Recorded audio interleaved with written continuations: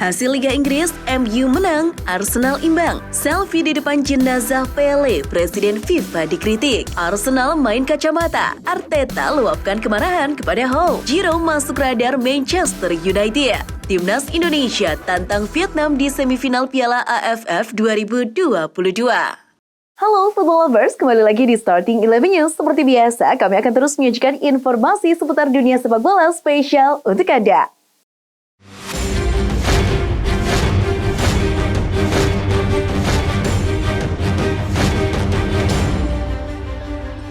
Manchester United membuka tahun 2023 dengan kemenangan. Setan Merah melibas Bournemouth 3-0 pada pertandingan Liga Premier Inggris di Old Trafford, Rabu dini hari tadi. Gol-gol tuan rumah dibuat Casemiro pada menit ke-23, lalu Luke Shaw pada menit ke-49, dan Marcus Rashford pada menit ke-86. Tambahan 3 poin membuat MU kukuh di posisi keempat klasmen Liga Inggris dengan 35 poin. Unggul 5 poin dari Tottenham Hotspur di posisi kelima. Sementara Bournemouth tertahan di posisi ke-15 dengan 16 poin. Sementara itu, duel Arsenal lawan Newcastle berakhir imbang 0-0 dalam laga di Stadion Emirates Rabu 4 Januari dini hari. Pertandingan berjalan cukup panas, dengan menghasilkan total 7 kartu kuning. Hasil imbang ini tidak mengubah posisi Arsenal dari puncak klasmen, di mana mereka telah mengumpulkan 44 poin dari 17 pertandingan sejauh ini, sementara Newcastle berada di urutan ketiga dengan selisih 9 poin dari 18 laga. Pada pertandingan lain, Fulham menang 1-0 atas Leicester City, dan Everton digebuk Brighton dengan skor 4-1. Real Madrid susah payah menaklukkan tim divisi 4 CP Sassereno dalam laga Copa del Rey. Los Merengues menang 1-0 via gol tunggal Rodrigo pada pertandingan di Príncipe Felipe Stadium. Berkat hasil ini, Real Madrid pun berhak melangkah ke babak 8 besar atau perempat final sembari menunggu hasil di laga lainnya. Sedangkan Valencia sukses memetik kemenangan 3-0 atas La Nucia. Kemenangan ini diperoleh berkat gol dari Justin Kluivert, Alex Moriba, dan juga Hugo Duro. Presiden FIFA Gianni Infantino berselfie di depan peti jenazah Pele yang terbuka. Foto yang tersebar luas di media sosial itu kemudian dikritik keras oleh mantan rekan-rekan sejawat Pele. Infantino dinilai sudah kelewatan dengan aksi swafoto di tengah suasana duka. Terkait kecaman itu, Infantino coba mengklarifikasinya. Menurut pria gundul tersebut, keluarga Pele lah yang mengajaknya untuk selfie sehingga dia tidak bisa menolak. Pemain Paris Saint-Germain, Neymar, dikritik oleh pembawa acara asal Brazil, José Luis Datena, karena tidak menghadiri acara pemakaman legenda sepak bola dunia, Pele. Neymar bisa saja menegaskan ke pihak PSG untuk datang ke sini atau pada acara pemakaman Pele. Dia sudah beberapa kali bisa untuk datang ke pesta, tetapi mengapa tidak bisa untuk mengucapkan selamat tinggal pada Pele? Ucap Datena dilansir dari UOL. Ada sedikit kesalahan yang dibuat Cristiano Ronaldo saat sesi jumpa pers. Setelah diperkenalkan sebagai pemain Al Nassr, CR7 justru menyebut tempat ia bermain adalah Afrika Selatan, bukan Arab Saudi, sebagaimana mestinya. Sepak bola yang berbeda, jadi bagi saya ini bukanlah akhir dari karir saya untuk datang ke Afrika Selatan, ujar Ronaldo. Banyak yang menyayangkan kesalahan kapten timnas Portugal itu karena tak tahu di mana ia bermain.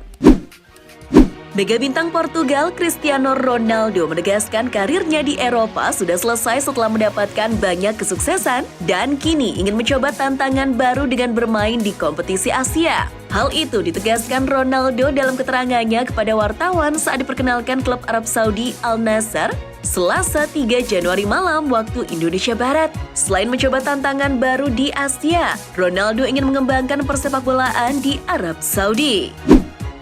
Cristiano Ronaldo angkat bicara mengenai keputusannya bergabung ke Al Nassr. Dia mengaku mendapatkan tawaran lain dari Eropa dan Amerika Serikat, tapi lebih memilih kesempatan di Arab Saudi. Sebagai informasi, sebelum memutuskan pindah ke Arab Saudi, Ronaldo kabarnya mendapat tawaran dari klub MLS, yakni Sporting Kansas City. Tapi karena ingin membantu mengembangkan sepak bola Arab Saudi, CR7 menolak tawaran tersebut. Kylian Mbappe dan Achraf Hakimi mendapatkan jatah cuti 10 hari dari PSG. Mereka berdua lalu menggunakan waktu libur dari PSG dengan terbang ke New York untuk menyaksikan Brooklyn Nets mengalahkan San Antonio Spurs pada Senin malam 2 Januari 2023. Mbappe mengunggah foto mereka di Instagramnya dengan keterangan malam spesial.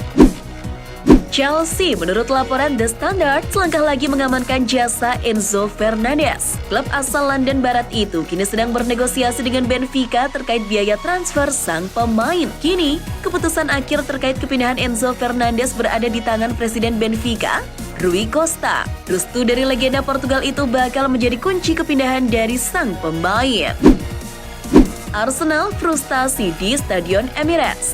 The Gunners hanya bermain kacamata saja menjamu Newcastle United. Sky Sport melaporkan frustasi di bangku cadangan kemudian memuncak pada menit akhir ketika Arsenal klaim penalti untuk handball di kotak penalti oleh Jacob Murphy tapi dibebaskan wasit. Konfrontasi antara Mikel Arteta yang marah dan pelatih Newcastle Eddie Howe tak bisa dihindari. Kedua manajer tersebut terlibat adu argumen dengan intensi tinggi. Espanyol mengajukan komplain kepada FA-nya Spanyol atau RFEF lantaran striker Barcelona Robert Lewandowski bisa turun dalam derby Catalunya. Padahal, seharusnya Lewi tak bisa tampil pada laga itu lantaran sedang disangsi larangan bermain 3 laga. Barcelona sempat ajukan banding tapi gagal. Nah, 1 hari sebelum laga melawan Espanyol, Barcelona mendapatkan kabar bahwa Pengadilan Pusat Madrid memberikan keringanan jika menangguhkan sanksi yang diterima Lewandowski. Meski demikian, Los Periquitos tetap memprotes keputusan tersebut. Pelatih Manchester United Erik ten Hag terlihat was-was saat ditanyai mengenai kondisi Donny van de Beek yang mengalami tackle keras hingga cedera saat Setan Merah menang 3-0 atas Bournemouth. Ten Hag sejatinya mengatakan kondisi Van de Beek masih diperiksa, namun ia melihat cedera tersebut cukup parah. La Liga secara resmi melaporkan penghinaan rasis yang ditujukan kepada Vinicius Junior selama laga Real Madrid di Real Valladolid ke pengadilan setempat. Dalam pernyataannya, Liga mengatakan akan meningkatkan upaya untuk memberantas segala jenis kekerasan, rasisme, atau xenofobia di dalam dan di luar stadion. Manchester United tertarik untuk merekrut striker anyar pada jendela transfer musim dingin setelah melihat Ronaldo meninggalkan klub dengan persetujuan bersama. Setan Merah tertarik untuk meminjam Joao Felix tetapi tidak akan memenuhi tuntutan finansial Atletico Madrid. Dan apabila tim asuhan Erik ten Hag gagal melabuhkan Felix, mereka bisa mengalihkan fokus ke Olivier Giroud seperti dilaporkan Goal. Rekan tim Giro di Prancis, Marcus Thuram juga muncul sebagai opsi dan dianggap tersedia dengan harga yang masuk akal. Di semifinal Piala AFF 2022, Timnas Indonesia bakal bersua Vietnam. Sementara Thailand akan menjajal kekuatan Malaysia demi 1 tiket ke partai final. Kepastian ini setelah laga grup B menuntaskan semua pertandingannya pada Selasa 3 Januari, di mana Vietnam keluar sebagai jawara grup, sementara Malaysia runner-up. Timnas Indonesia sendiri akan bertindak sebagai tuan rumah di leg pertama lawan Vietnam, Jumat 6 Januari, sebelum kemudian menjalani leg kedua di markas Vietnam pada Senin 9 Januari.